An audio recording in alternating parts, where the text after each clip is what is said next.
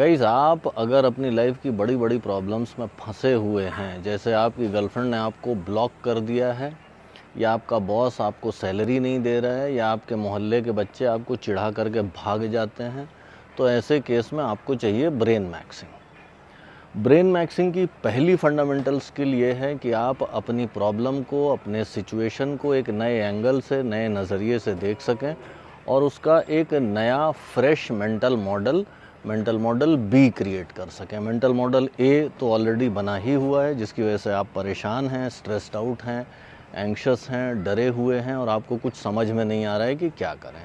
हम चाहते हैं उसका मेंटल मॉडल बी क्रिएट करें। लेकिन तमाम ज्ञान की बातों की तरह ये बात भी सुनने में आसान लगती है, करने में बड़ी मुश्किल। कि भाई मैं तो रो रहा हूँ, मेरी गर्लफ्रेंड ने मुझे ब्लॉक कर दिया या मेरी जॉब छूट गई, और आप मुझसे कह रहे हो कि तू अपनी प्रॉब्लम को एक नए नज़रिए से क्यों नहीं देखता। क्या वाहियात बात है, कैसे मैं नए नज़रिए से देख सकता हूँ।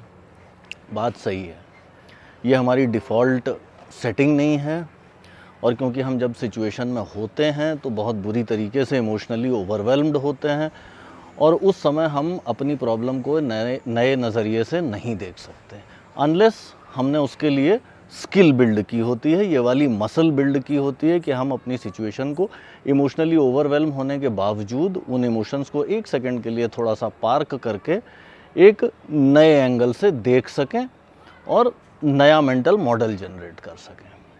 अब इस मसल को, इस स्किल को कैसे बिल्ड किया जाए। मसल बिल्ड करने का तरीका बड़ा सिंपल होता है। आप वज़न उठाइए और रोज़ उठाते रहिए, धीरे धीरे आपकी मसल्स बिल्ड होने लगती हैं। तो हमें इस काम के लिए भी एक ऐसी सिंपल सी एक्सरसाइज चाहिए जो रोज़ मैं 15-20 मिनट या 10 मिनट कर सकूं, और अगर मैं उसको करता रहता हूं तो धीरे धीरे मेरी ये वाली मसल बिल्ड हो जाए कि मैं किसी भी सिचुएशन में हूं, कितना भी ज़्यादा इमोशनल टर्मोइल मेरे अंदर क्रिएट हो रहा है उस प्रॉब्लम की वजह से, लेकिन मैं उस सिचुएशन को एक नए नज़रिए से देख पाता हूं, उसका मेंटल मॉडल BCDEF क्रिएट कर पाता हूं। आज हम लोग इसी तरह की एक एक्सरसाइज की बात करेंगे। एक्सरसाइज का मेन पर्पस ये है कि हम किसी ऐसी सिचुएशन में जिसके बारे में हम इमोशनली इन्वेस्टेड हैं, उसके बारे में हम किसी ख़ास तरीके से फील करते हैं, हम उन इमोशंस को एक साइड में रख करके उस सिचुएशन को एक दूसरे एंगल से देख सकें। अब डायरेक्टली तो हम अपनी सिचुएशन पे ये चीज़ अप्लाई कर नहीं सकते क्योंकि हमारी प्रैक्टिस नहीं है, तो उसके लिए हम एक सेफ़ जोन ढूंढेंगे।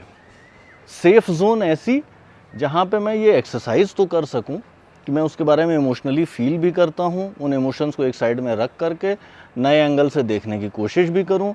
नए एंगल से मेरा नया मेंटल मॉडल बनेगा, कितना भी इम्परफेक्ट बने वो बनेगा, बी मॉडल बनेगा। और मैं कुछ भी मेंटल मॉडल बनाऊँ, उससे मेरी सिचुएशन पे कोई फ़र्क नहीं पड़ेगा, ताकि वो टोटली रिस्क फ्री रहे। तो और दोस्तों, इस तरह की सेफ़ जोन एक बड़ा अच्छा सोर्स जो है वो है मूवीज़ का। ऐसी मूवीज़ जो आपने देखी हैं, जिनके बारे में आप फील करते हैं ख़ास तरह से, और उनके ऊपर हम ये एक्सरसाइज करके देखेंगे, और उनके ऊपर हम इस तरह का रूटीन बनाएं कि हम ये एक्सरसाइज रोज़ कुछ समय के लिए कर सकें। 2-3-4 महीने, 3 महीने आप करके देखिए इस एक्सरसाइज को। करेंगे कैसे? एक मूवी पकड़ते हैं, मान लीजिए शोले पकड़ते हैं, आपने भी देखी होगी, मैंने भी देखी है, और हम सभी उसके बारे में कुछ ना कुछ फील करते हैं। जिस समय ठाकुर की फैमिली को मार देता है, हम दुखी फील करते हैं। जिस समय ठाकुर के हाथ काटे जाते हैं, उस समय हमें बुरा लगता है। जिस समय जय मरता है, उस समय हमें बड़ा दुख होता है। जिस समय ठाकुर को वीरू मार रहा होता है या लास्ट में उसे पुलिस पकड़ के ले जाती है, हमें बड़ी खुशी होती है, हमें लगता है कि इसको और मार पड़नी चाहिए। तो हम इमोशनली इन्वेस्टेड हैं और सेफ़ भी है। हम उसके बारे में कुछ भी सोचें, हमारी वास्तविक स्थिति पे कोई फ़र्क नहीं पड़ता।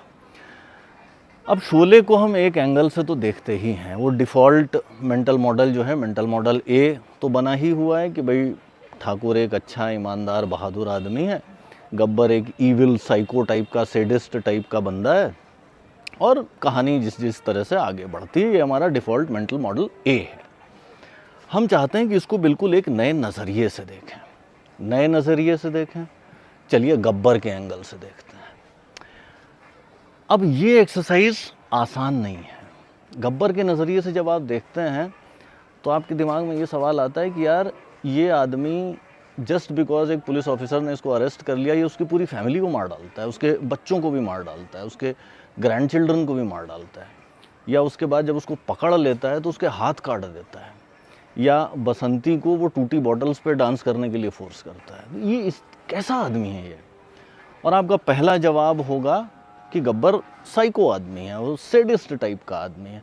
और जहां आपने ये जवाब दिया, आपने अपना लेंस नहीं चेंज किया है, आप पुराने लेंस से देख रहे हैं और उसी लेंस से आप बात कर रहे हैं कि गब्बर साइको आदमी है। क्योंकि गब्बर साइको आदमी है हमारे डिफ़ॉल्ट लेंस में, लेकिन अगर गब्बर के लेंस से आप देखोगे तो वो परफेक्टली रीज़नेबल आदमी है। उसको और कैसे रीज़नेबल है हम ऑब्वियसली नहीं समझ पा रहे हैं, लेकिन अपनी नज़र में तो गब्बर साइको नहीं है, अपनी नज़र में तो वो रीज़नेबल आदमी है, वो अच्छा आदमी है।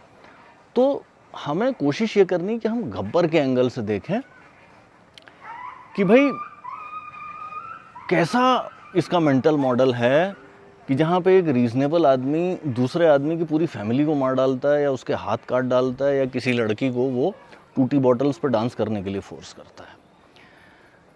अब ये एक्सरसाइज जब आप शुरू करते हैं, उसके लिए आपको गब्बर की एक बैक स्टोरी बनानी पड़ेगी। आप गब्बर की एक बैक स्टोरी बनाइए कि ऐसा क्या हुआ उसके पास्ट में, या कौन कौन सी ऐसी घटनाएं थीं जिन्होंने उसको इस तरह से ट्रेन किया कि उसके ये रेस्पॉन्सेज जनरेट होते हैं कि अगर कोई पुलिस वाला तुमको पकड़ ले तो तुम उसकी पूरी फैमिली मार डालो, या अगर कोई तुमको वापस पकड़ने के लिए आ रहा है तुम उसके हाथ काट डालो।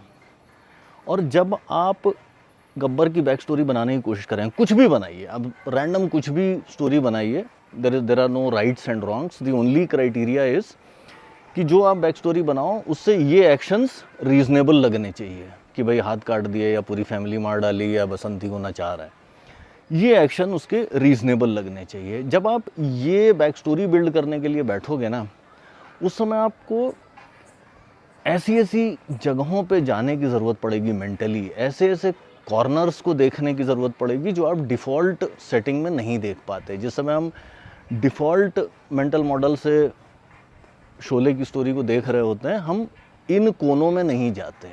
और लेंस का पर्पस भी यही है, नए लेंस का पर्पस यही है कि कुछ ऐसे कोनों को, कुछ ऐसे कॉर्नर्स को वो लाइट अप करे जो पुराने लेंस में नहीं दिख रहे थे। ऑब्वियसली कुछ कोने ऐसे जो पुराने लेंस में दिख रहे थे वो इस लेंस में नहीं दिखाई देंगे। शायद गब्बर का बचपन इस तरह का था, शायद उसका फादर बहुत वायलेंट था जो उसको मारता था, उसकी मदर को मारता था, या शायद गब्बर के फादर को गांव के ज़मींदारों ने मार दिया था और उसका बचपन बड़ी मुश्किलों में बीता और लोग उसे मारते पीटते गालियां देते थे, क्रूएल्टी का बिहेवियर करते थे उसके साथ, किसी ने उसके साथ काइंडनेस नहीं दिखाई, इस वजह से वो ऐसा बन गया। या शायद उसके साथ और भी कुछ गलत हुआ जिसकी वजह से वो इस तरह का बना। गब्बर की अगर एक बार आप बैक स्टोरी सोचने लग जाते हो, और एक ही क्राइटेरिया कि उसका जो करंट वायलेंट या सेडिस्टिक या साइकोपैथिक बिहेवियर है वो उसकी बैक स्टोरी के साथ कंसिस्टेंट हो, कि अगर ये सब इस बच्चे के साथ हुआ तो शायद इसको ये सब काम करना जो बड़े होकर के वो कर रहा है वो रीज़नेबल लगने लगेगा। ये एक्सरसाइज जब आप करेंगे और आधे पेज की या फुल पेज की बैक स्टोरी आप लिख डालो उसकी, कैसी भी बैक स्टोरी, बस क्राइटेरिया यही है कि कंसिस्टेंट रहे, लगे कि हाँ यार ये घटनाएं हुई तो ये हरकतें ये आदमी करेगा। ये एक्सरसाइज अगर आप कर डालते हो 15-20 मिनट की एक्सरसाइज, तो आपने क्या काम किया, एक सेफ जोन में एक इमोशनल सिचुएशन को फ्रेश एंगल से देखने की कोशिश की। नेक्स्ट डे आप कोई और मूवी पकड़ो और उसमें भी विलेन के या जो सबसे बुरा आदमी हो आपके डिफ़ॉल्ट मॉडल में, उसके पर्सपेक्टिव से उसकी बैक स्टोरी आप ऐसी बना डालो ताकि उसका करंट बिहेवियर कंसिस्टेंट हो जाए।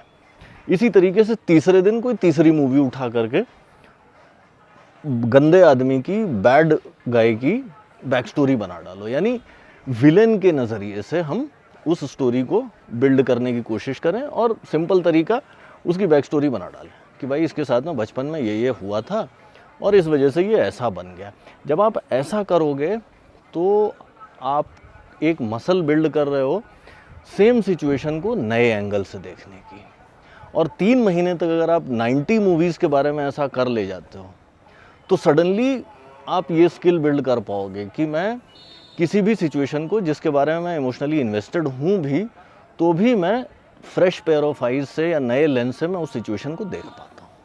एक्सरसाइज ट्राई करके देखिएगा, शेयर करिएगा कैसा एक्सपीरियंस रहा। जल्दी मिलते हैं अगले एपिसोड में, तब तक के लिए बाय।